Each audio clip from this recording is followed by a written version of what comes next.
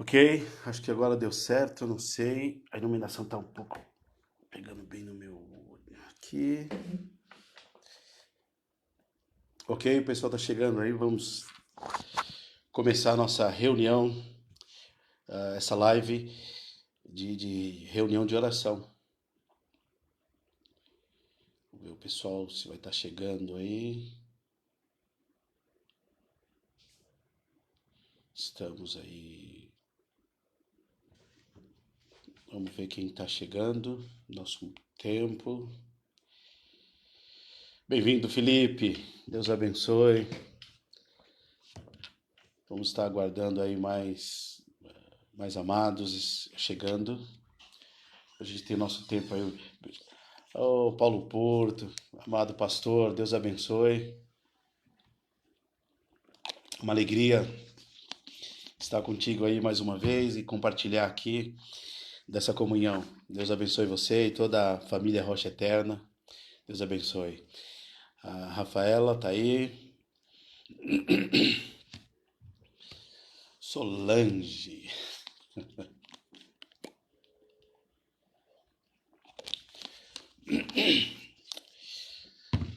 Bom,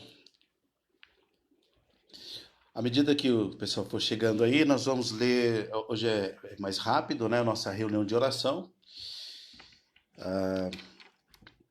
Todas as segundas-feiras, nós da Igreja Betel aqui em São Bernardo, da qual eu sou um dos pastores. Meu nome é Roberval, para você que está chegando aí na nossa live. Você que porventura está passando e vai chegando. Todas as segundas-feiras, das 20 às 21 horas, a gente se reúne para a gente estar compartilhando o tempo, compartilhando nossas necessidades, orações, está expondo um texto da palavra de Deus, a gente dobra os joelhos, a gente clama ao Senhor. E aqui a gente está fazendo de uma maneira um pouco diferente. Então a gente vai fazer assim: você vai colocando aí nos comentários os motivos de oração, né? A sua causa. Tem um texto de Efésios, Paulo, ele escrevendo lá, nos primeiros 3 capítulos, ele faz duas orações, o capítulo 1 e capítulo 3. E ele diz: por esta causa eu me ponho de joelhos. E de vez em quando na congregação, ou sempre que a gente tem oportunidade, a gente faz essa pergunta: qual é a causa que faz você estar de joelho? Da mesma forma, Jesus ensinando ali, ele dizendo: bem-aventurados são os que choram, pois eles serão consolados. E a gente sabe que quase todo mundo chora. Mas há uma pergunta assim: pelo que choramos? O que é que me faz chorar? E da mesma forma, eu quero esse princípio fazer essa pergunta: o que que te faz dobrar os joelhos? O que que nos faz clamar? O que que nos faz buscar a Deus? O que que nos faz derramar o coração? Como Ana. A Bíblia diz que Ana ali apenas balbuciava com os lábios e ela, quando foi interpelada pelo sacerdote, ela respondeu e disse: não, meu senhor, eu não estou aqui, não sou uma filha de Belial, não estou bêbada, eu estou aqui apenas derramando a minha alma perante o Senhor. O que me faz, o que me leva a dobrar os meus joelhos e clamar ao Senhor? O que que me faz estar de joelhos? E eu quero que você coloque aí qual é a sua causa dessa noite, quais são os nossos motivos. Tantos motivos nós temos aí. Nós temos um motivo dessa pandemia, nós temos necessidades pessoais, individuais, temos temores, conflitos, medos, um monte de situações. Nós temos, de repente, não há nada que de medo, pavor dentro da nossa casa ou no nosso coração, mas existe algo muito interessante que ao seu redor, ao seu derredor, há muitas pessoas necessitando da tua intercessão, da intercessão da igreja. Então eu quero pedir para você colocar aí, coloque aí nos comentários, se assim você achar interessante, os pedidos de oração. Amém? Nós vemos Eu queria começar já orando, fazer uma oração e pedir que Deus direcione nosso tempo aqui, a nossa meditação, eu aqui, você aí na sua casa, e nós todos aqui buscando o Senhor. Pai querido, em nome de Jesus, no nome que está acima de todo nome, o nome que nos deste, é neste nome. No nome de Jesus, os demônios são expulsos. No nome de Jesus, pessoas são curadas. No nome de Jesus, circunstâncias são transformadas. No nome de Jesus, no nome precioso e bendito de Jesus, tudo se curva no céu, na terra e embaixo da terra. No nome de Jesus. E nós oramos e pedimos, ó Pai, que teu nome que é sobre nós, e que no teu nome o Senhor nos ensine, nos direcione, e que a tua palavra, que nossas vidas, que o Senhor governe nossa casa, nosso lar. E no teu nome nós clamamos pelo Brasil. Pedimos misericórdia pelo mundo. Pedimos misericórdia a Deus, à tua igreja, ao teu povo. Pedimos misericórdia às famílias. Pedimos misericórdia, Senhor. Por isso, conduz o nosso coração, conduz a nossa vida, conduz a nossa meditação nessa noite, no nome precioso de Jesus. Amém. Um pensamento rápido que eu queria dividir com vocês, compartilhar com vocês, quais são as causas, né? Nós estamos ouvindo tantas situações aí, toda vez que surge uma tragédia no mundo, surge muitas pessoas querendo dar ali as suas explicações. E nós temos visto que, na tentativa de querer explicar as tragédias, tsunami, terremotos, pestes, muitas que existem, como aconteceu tem aquelas de grande escala, como o tsunami que aconteceu na Ásia, eu não tenho certeza da data, mas acho que em 2008, eu não lembro. Quase 300 mil pessoas morreram. Foi algo, assim, muito assustador. E algumas pessoas começaram a perguntar onde está Deus? E sempre alguém pergunta onde está Deus no meio de qualquer tragédia, epidemia, pandemia, no meio de qualquer alvoroço. Algumas pessoas perguntam onde estava Deus? Onde está Deus? Eu lembro que quando houve aquele atentado do famoso 11 de setembro, lá nos Estados Unidos, alguém perguntou onde está Deus? Onde estava Deus? E eu lembro que numa das reuniões que o presidente chamou ali a igreja para orar, muitos pastores, o Billy Graham não pôde ir, mas a filha dele foi e ele mandou um bilhete. E no bilhete ele dizia assim: a América se esqueceu de Deus.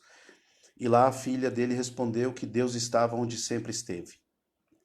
Deus nunca abandonou, Deus nunca mudou, Deus nunca deixou de ser Deus, amoroso, bendito.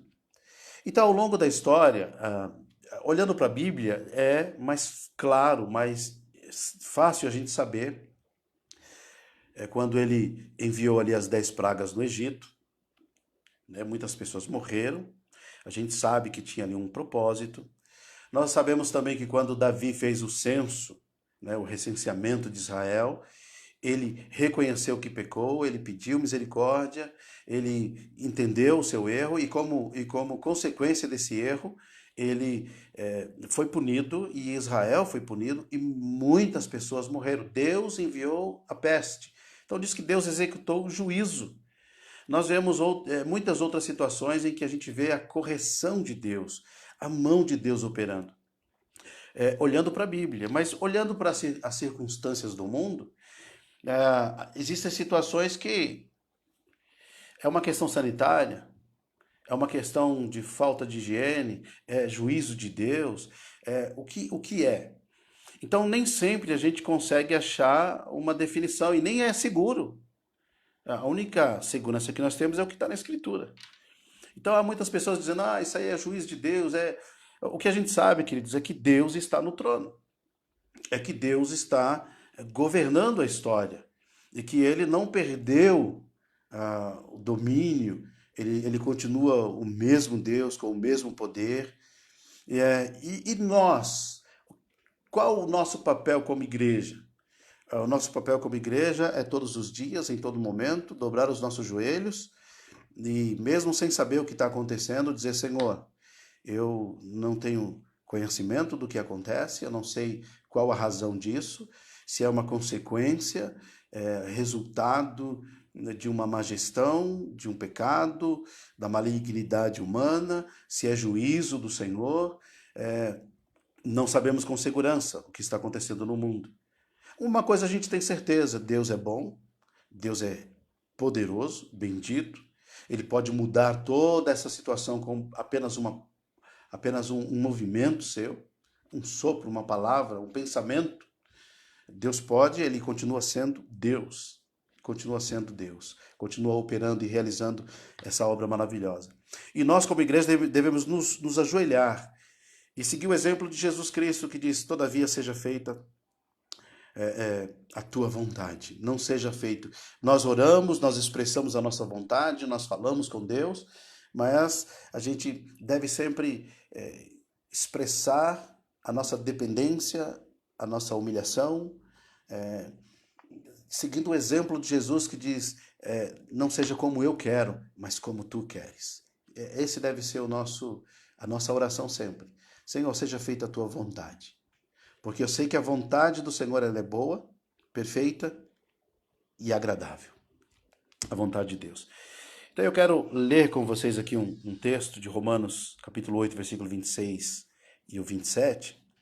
E em seguida eu quero ler um texto que eu algumas vezes já li na congregação, mas eu queria ler com vocês aqui mais uma vez. Então o texto de Romanos diz isso aqui: da mesma forma o Espírito nos ajuda em nossa fraqueza, pois não sabemos como orar. Mas o próprio Espírito intercede por nós, com gemidos inexprimíveis. E aquele que sonda os corações conhece a intenção do Espírito, porque o Espírito intercede pelos santos de acordo com a vontade de Deus. Então está aí a nossa humilhação, a nossa aceitação e a nossa declaração: Senhor, seja feita a tua vontade. E em muitas situações nós dobramos os nossos joelhos e nós não sabemos qual é a vontade de Deus especificamente para aquela situação, para aquele momento. Mas a gente pode expressar sim o nosso desejo, a nossa vontade e dizer: Senhor, seja feita, todavia seja feita a tua vontade. Isso é confiar no caráter santo de Deus, isso é confiar na bondade de Deus, isso é realmente acreditar que Ele é bom, que Ele é verdadeiro, que Ele é fiel, e que você pode orar e dizer: Senhor, eu confio absolutamente no Senhor. Faz conforme tu queres, faça-se a tua vontade, faz como o Senhor quer em minha vida. Essa submissão. E pela palavra, nós podemos expor, nós podemos clamar por misericórdia, nós podemos dizer a Ele a nossa vontade: Senhor, livra, Senhor, cura, Senhor, salva. Essa é a nossa, expressar o nosso querer, o nosso desejo, nossa vontade. Até porque, diante de Deus, tudo está nu e patente, né? Nada pega Ele de surpresa, tudo já é. Diante dele, tudo já é. Diante do Todo-Poderoso, não é? E eu queria ler com você um texto que eu peguei num livro, eu li eu acho que há uns 15 anos, eu acredito que seja por aí.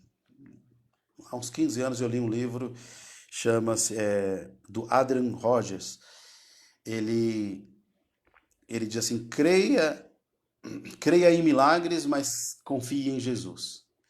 Então ele nos leva a entender que o milagre não é tudo, que Jesus é mais do que o milagre, que Jesus é mais do que qualquer outra coisa, que a nossa fidelidade, que o nosso amor, que a nossa segurança, que Jesus é o nosso lugar seguro, assim como o próprio Jesus disse, quando ele fala lá de Nínive, quando ele fala da rainha de Sabá e do Reino do Sul, e ele vai escrevendo e no final ele fala assim: aqui está quem é maior do que Jonas, aqui está quem é maior do que Salomão. Então ele mostra e ele se revela como absoluto, absoluto.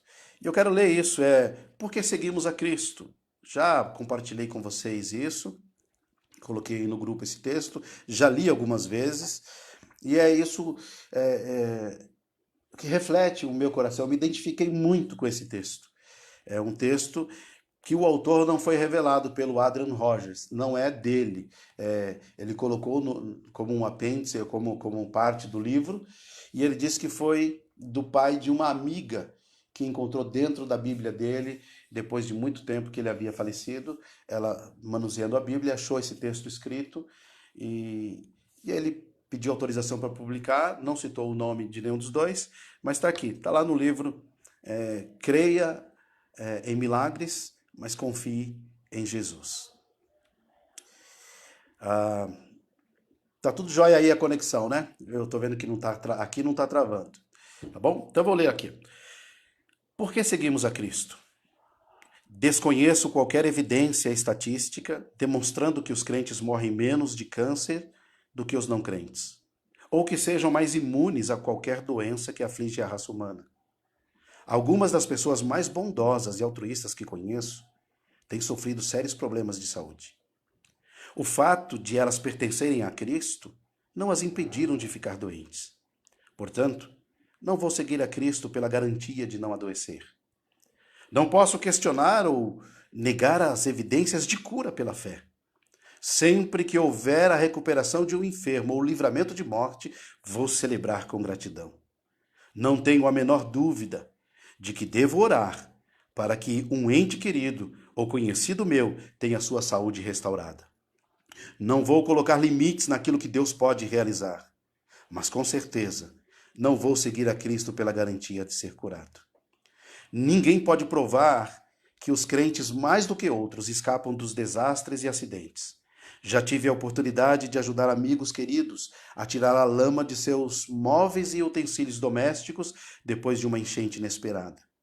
Lembro-me que, ainda criança, ajudei a levar roupas para uma viúva com 5 filhos, cuja casa fora totalmente destruída no incêndio.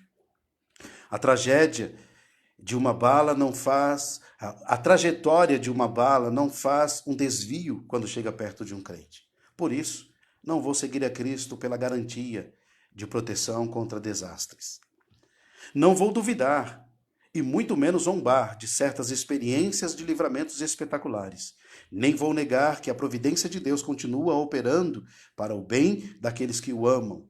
Vou continuar orando para que Ele nos proteja dos criminosos e das tragédias. Mas não vou seguir a Cristo pela garantia de proteção contra acidentes e catástrofes. Não consigo concordar com a ideia de que os crentes têm o privilégio especial da prosperidade. Como no tempo da carta de Tiago, temos visto os ricos oprimirem os pobres e a injustiça predominar neste mundo imperfeito. O salmista declarou que nunca tinha visto um justo desamparado, nem os seus filhos mendigando o pão. Isto, com certeza, é verdade em relação às necessidades básicas de sobrevivência. Mas todos nós conhecemos pessoas íntegras que não têm prosperado financeiramente. Portanto, não vou seguir a Cristo pela garantia das bênçãos materiais, nem pela esperança do lucro sempre certo. Não posso afirmar que os crentes tenham personalidades mais saudáveis ou menos neuroses que os não crentes. Eu bem sei que não existe intolerância e arrogância tão grandes quanto no campo da religião. Eu vou repetir essa. Não posso afirmar que os crentes tenham personalidades mais saudáveis ou menos neuroses que os não crentes. Eu bem sei que não existe intolerância e arrogância tão grandes quanto no campo da religião. Já vi muitos crentes apresentar desajustes de ordem mental e emocional. Deus quer que tenhamos a mente de Cristo. E não duvido que as opiniões e as atitudes de um cristão sejam positivamente influenciadas à medida em que incorpora os valores de Cristo. Mas não vou seguir a Cristo pela garantia de uma personalidade mais desenvolvida ou perfeita. Por que então seguir a Cristo? Porque devo tornar-me um discípulo de Jesus se a minha vida pode se tornar mais complicada com ele, mesmo como ele mesmo advertiu muitas vezes, por uma única razão. Em Jesus contemplamos a face de Deus. Ele é a verdade eterna. Deus em forma humana. Eu sei que por causa de sua vida, sua morte e sua ressurreição, estou reconciliado com Deus, a fonte de vida. Creio que nada pode separar-me do amor de Deus. Todo poder e misericórdia a Ele pertence. Confio nele e em suas promessas. A Ele entrego a minha vida, quer esteja inteira ou aos pedaços, ainda jovem ou na idade mais avançada. Não importa. Ele é o único caminho certo no mundo de incertezas. Ele deve ser adorado, não como condição para que alguma coisa boa aconteça comigo ou com o mundo. Alguma coisa já aconteceu comigo e com o mundo, mas porque ele é Deus, que através de Cristo reconciliou consigo o mundo. Ele me salva, ele é a minha justificação, ele é o centro da minha vida. Adorar o Deus da nossa salvação e prestar a ele sacrifícios de louvor e gratidão. Esta é a nossa vocação. Quando oferecemos a vida a Deus, nosso objetivo não é conseguir saúde, riqueza ou sabedoria, nem mesmo com a finalidade de poder fazer melhores coisas para Ele. Oferecemos a nossa vida a Ele porque o reconhecemos como Supremo Senhor. Ele não é um meio para que cheguemos a um determinado objetivo. Ele em si é o objetivo final. Ele em si é o nosso destino. Nós não seguimos a Cristo a fim de que ele realize milagres ou faça coisas maravilhosas para nós, mas porque ele é o Filho de Deus, que nos oferece a reconciliação com o próprio Deus. Então esse texto, eu me identifico muito com essas verdades, onde nós vamos nos submeter de uma forma muito objetiva e clara ao que a Escritura nos revela de Deus, a nossa identidade, a nossa relação com Deus. E é nesse momento, e em todo momento, nós devemos estar explicitando a nossa relação com Deus. Que Deus nos abençoe, que Deus nos guarde, que Deus nos encha da sua maravilhosa graça que nos cerca por todos os lados. Amém?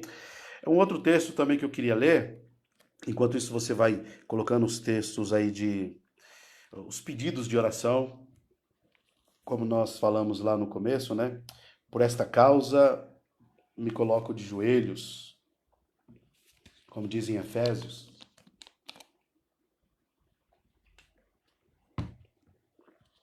E logo mais a gente vai estar, cada um na sua casa aí, dobrando os nossos joelhos, orando. Em algum momento do dia, é muito importante essa prática, aproveitar esse tempo aí, para que a gente faça isso, ok? Então eu quero ler aqui com vocês de novo, primeira epístola de João, capítulo 5, do versículo 1 até o versículo 5. Primeira epístola de João, capítulo 5, do versículo 1 ao 5. Então, enquanto você abre sua Bíblia aí, ou liga ela, né? Por que eu sigo a Cristo? Pelo que Ele é, não pelo que Ele pode fazer. E que a nossa adoração seja, numa maneira poética de dizer, assim, quando nós nos aproximamos de Deus, não é para as mãos dele, olhando o que eu posso tirar, o que ele tem para mim, o que ele vai me dar, não é? Mas assim, contemplar a sua beleza, o Salmo 27 fala disso, contemplar a sua beleza, aquilo que ele é, né? Saber que em Cristo a cura, em Cristo a salvação, em Cristo a segurança, em Cristo a esperança, em Cristo a proteção, em Cristo, em Cristo. Em Cristo há perdão, a justificação, salvação, redenção, reconciliação, é em Cristo. E é em Cristo que nós devemos estar e é nele que nós habitamos. Amém? Então lá, 1 João 5, versículo 1 capítulo 5, do versículo 1 ao 5, diz assim: todo aquele que crê que Jesus é o Cristo é nascido de Deus. O texto nos leva ao entendimento de que crer não faz parte de um intelecto, que o crer faz parte de um novo nascimento, de um relacionamento.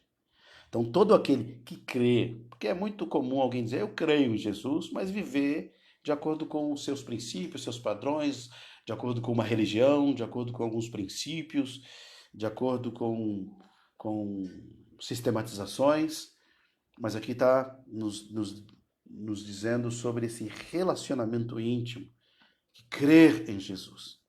Todo aquele que crê que Jesus é o Cristo é nascido de Deus. E todo aquele que ama o Pai, ama também o que dele foi gerado. Assim, sabemos que amamos os filhos de Deus. Como que a gente sabe que a gente ama os filhos de Deus?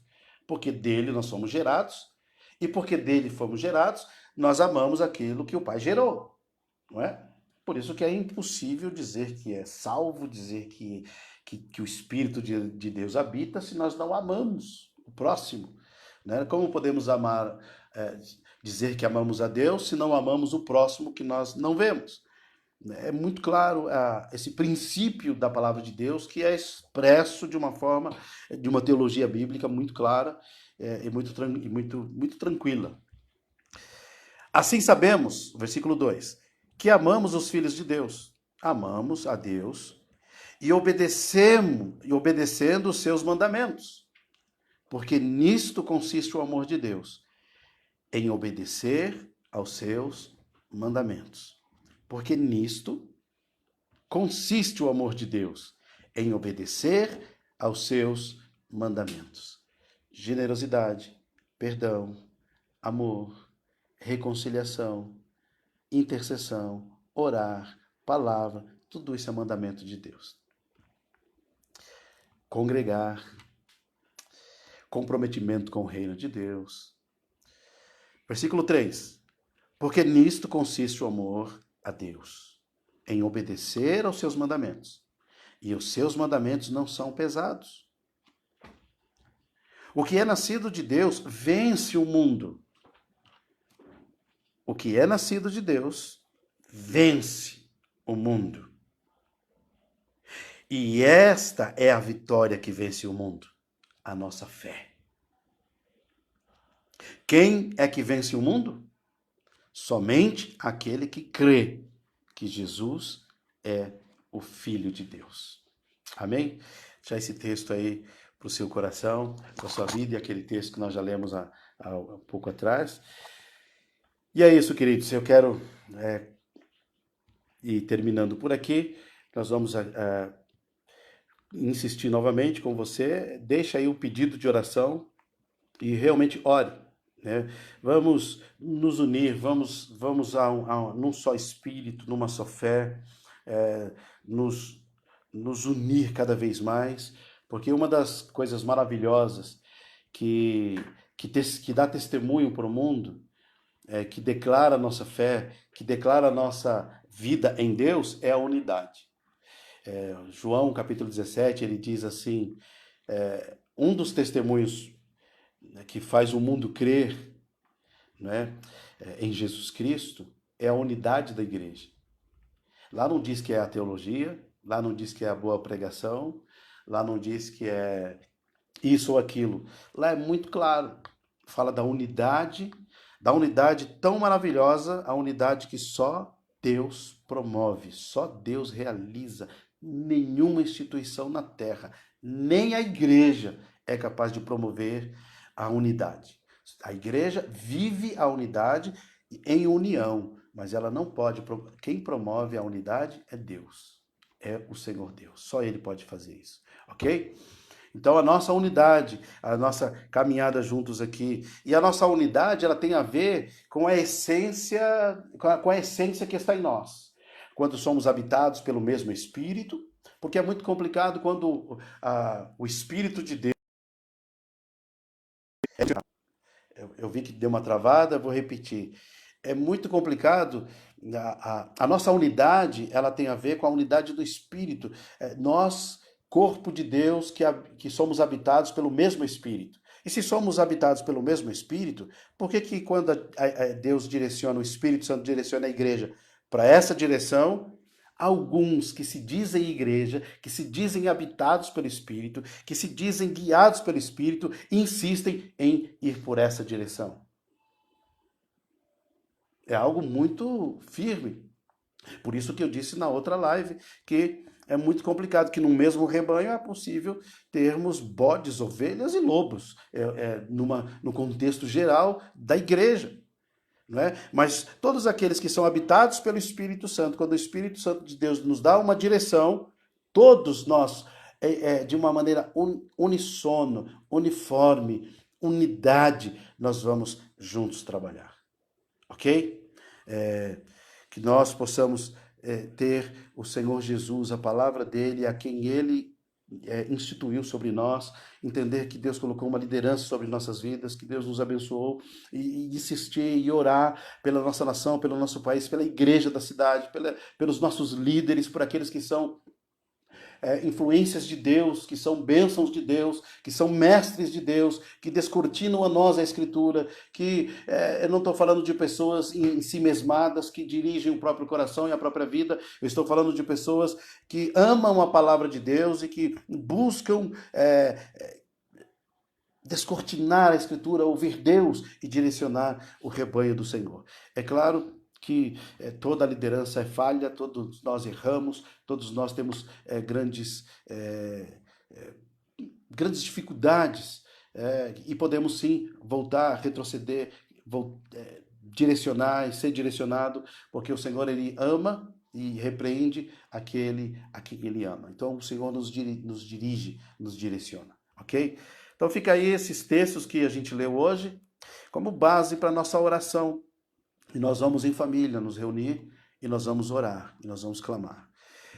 Antes dessa oração, eu queria falar com os homens aí da Igreja Betel, incentivá-los a continuar aí a leitura do livro O Homem Nota 10, que é o livro base dos pequenos grupos de estudo que nós estamos aí. Então aproveita esse tempo aí, um tempinho livre que tiver. Eu sei que alguns estão ainda trabalhando, já ouvi dizer que alguns trabalham mais do que antes, porque sobrecarregou e tem que, enfim, muitas outras situações. Então, leia esse livro.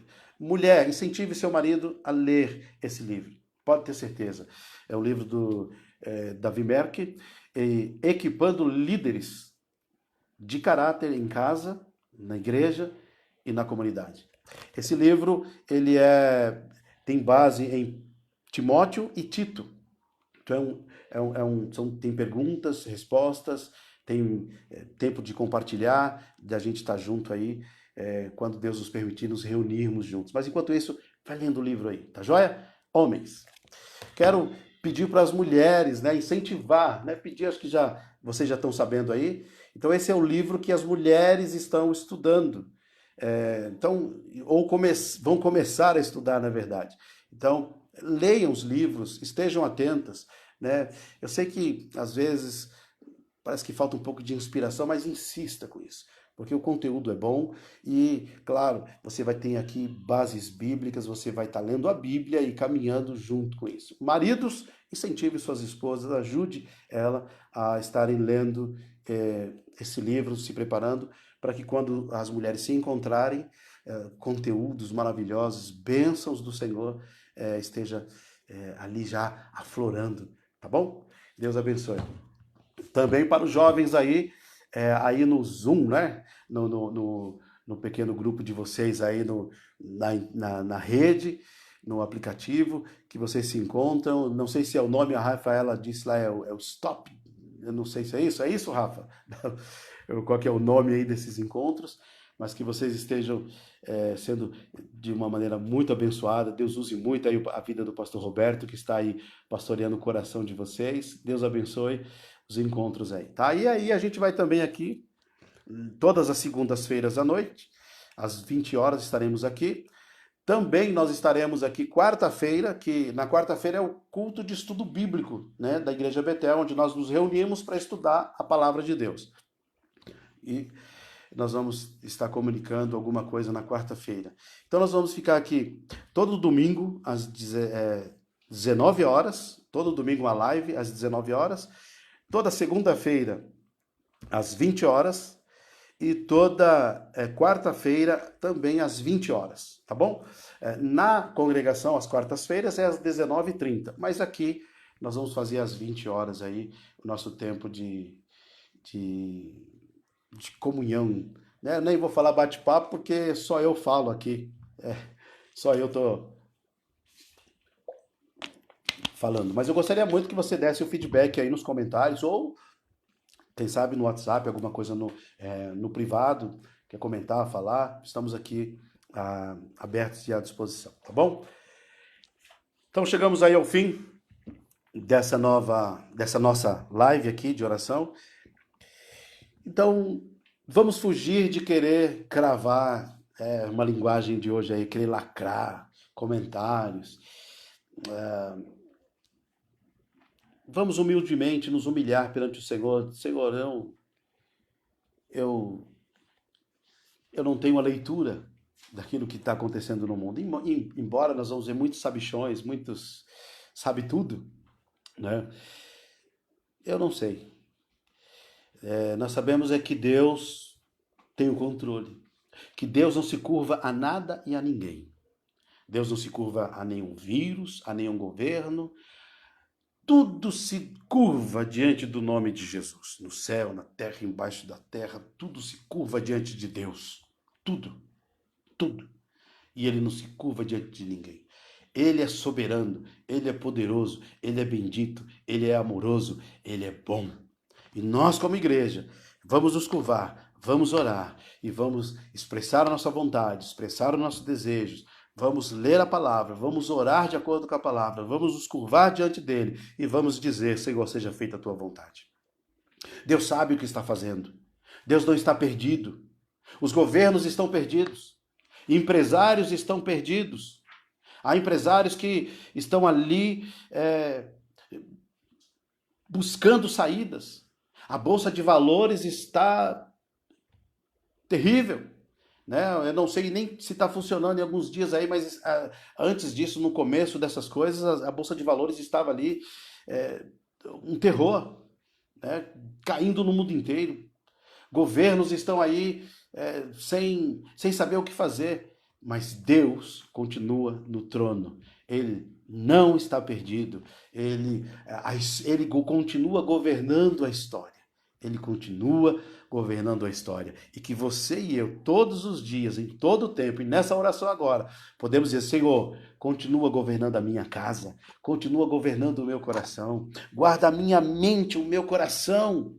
Guarda-me, Senhor, de tantas notícias ruins, de tantas fake, de tantas mentiras. 25% de todas as notícias veiculadas são mentira. É uma pesquisa que foi realizada. 25% significa um quarto. Significa que a cada 4 notícias, uma é mentira. É muita mentira. Muitas meias verdades. Coisas assim absurdas.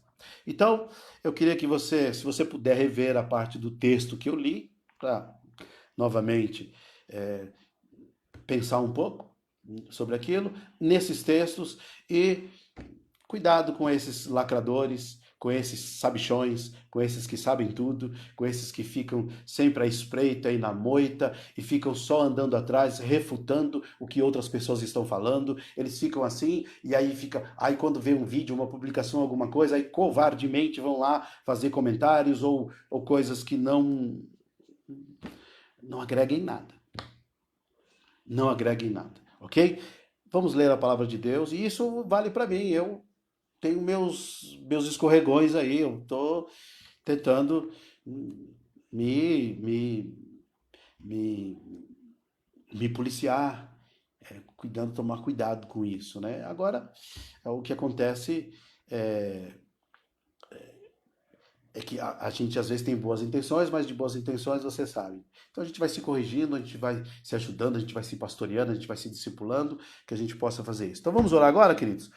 Vamos clamar, eu vou orar aqui agora, encerrando a live, e depois vamos com as nossas famílias dobrar os nossos joelhos, né? De repente você poderia ter aí uns 20 minutos antes de dobrar os joelhos, dá uma olhada em todos os comentários, lendo os pedidos. Eu vou fazer isso, eu vou terminar a live, eu vou dar uma olhada nos comentários, uns 20 minutos, eu acho que dá para dar uma olhada, talvez, e ver os pedidos de oração ali, e depois eu vou com a minha família dobrar os joelhos e ter um tempinho de oração aqui na minha casa, e eu incentivo você também a orar aí na sua casa. De repente Deus colocou um texto no seu coração, e você pode ler esse texto com a sua família, né, depois da oração, e você pode depois até compartilhar o que vocês pensaram e ver o que cada um pensa sobre esse texto, qual a verdade de Deus, o que Deus está comunicando a vocês. Esse é o nosso lugar seguro, é estar em Deus. O mundo é incerto, mas Deus é certo. Deus é verdadeiro. Deus é verdadeiro. Amém? Então vamos orar aqui. Pai, no nome precioso e santo de Jesus, eu quero agradecer a Ti por Teu amor, generosidade, bondade, por Tua misericórdia. O Senhor nos salvou, o Senhor nos regenerou, justificados por Tua graça, reconciliados. Fomos reconciliados. Um novo e vivo caminho nos foi aberto para uma relação íntima com o Senhor. E a nossa relação íntima em amor com o Senhor nos transformará. E nos transforma à imagem e semelhança de Teu Filho, Jesus. E sendo semelhantes a Jesus, e sendo a expressão do caráter de Jesus, expressão do amor e caráter de Jesus, com certeza as nossas relações com o próximo serão bem diferentes. Tendo paz com Deus, recebemos paz de Deus. E tendo paz com Deus e recebendo a paz de Deus, temos paz com o próximo. Por isso, Senhor, enche e inunda o nosso espírito da Tua paz, para que em paz tenhamos a nossa mente em Ti, não cauterizada, mas a mente em Ti. Por isso, guia-nos pelo caminho da humildade, que nos humilhemos perante Ti e humildemente caminhemos glorificando e exaltando o Teu nome. Ajuda-nos, ó Deus, a olhar para Ti, os nossos olhos fixos em Ti, e ao olhar para Ti também possamos nos enxergar, nos ver. Corrige, Senhor, nosso coração, a rota da nossa vida e nos ajude como igreja a crescer no amor, no zelo, no pastoreio, no cuidado, na generosidade, na expressão do Teu amor e do Teu caráter. É o que nós Te pedimos no nome precioso e santo de Jesus. Amém e amém. É isso aí, queridos. Deus abençoe. Então, se você ainda não colocou aí o seu pedido de oração, a nossa base é o texto de Efésios, que diz: por esta causa me ponho de joelho. Então você vai agora, nós vamos encerrar essa live, e você vai gastar um tempinho olhando os comentários, os pedidos que tem aí. Eu sei que tem muita gente aqui, né? Então a gente tem nossos familiares, né? Nós temos aqui 41 pessoas, né, compartilhando conosco. Cada uma dessas 41 pessoas provavelmente tem familiares, tem pessoas que estão aí. Se você multiplicar por mais 5 aí, né? Então nós temos aí pelo menos 200 pessoas, né? E fora aquelas que vão assistir a gravação que vai ficar aí disponível também. Então, eu sei que cada um de vocês tem os seus pedidos pessoais, familiares, vizinhos, amigos, parentes, cuidados. Que Deus nos abençoe, que Deus nos guarde, que Deus nos dê um coração que ama a Deus, que Deus nos dê a sermos ovelhas de Jesus Cristo, do Senhor, e submissos no mesmo Espírito, caminhar em unidade com a sua igreja. Amém? Deus abençoe. Está aí a irmã Magnólia, tem aí o Paulo Porto, o Elcio também. Deus abençoe a vida de cada um de vocês aí. Muita gente. Eu tenho a nossa congregação também aqui, né? Tá aí a Rafa, o Gerson, a irmã Maria Rodrigues, a irmã Nezinha, o Onivaldo, a Roseni, o Zezão aí, né? Que benção. Tem a Sueli, é, tem a irmã Maria Lúcia, Jussara, do Israel. Deus abençoe a vida de vocês, viu? Jussara, o Rai, pastor Rai aí também. Deixa eu ver quem mais. A Kelly, Débora, Poliana, o Fernando. Deus abençoe, Fernando. Fernando, tô orando aí. Muita gente em casa tá gastando o sofá. Então a minha oração é que depois disso aí tudo, você vai trabalhar muito, você vai fazer muito sofá, você vai reformar muito sofá, tá bom? Porque tem muito sofá sendo gasto aí nesse tempo aí, tá bom? Tem aí também o pastor o Tiago Cianelli, Deus abençoe, pastor, foi muito bom tê-lo aqui com a gente, a irmã Inês, glória a Deus, aí o Luiz, né, o Luiz Carlos Fonseca, glória a Deus pela Isaura. Deixa eu ver aqui, eu vou acabar repetindo nomes aqui. O Juliano, Janaína, toda a família lá, que Deus abençoe. A, a, a Lia Abreu, a irmã da Diana, que Deus abençoe, querida. Nós estamos orando pela sua vida, pela sua recuperação.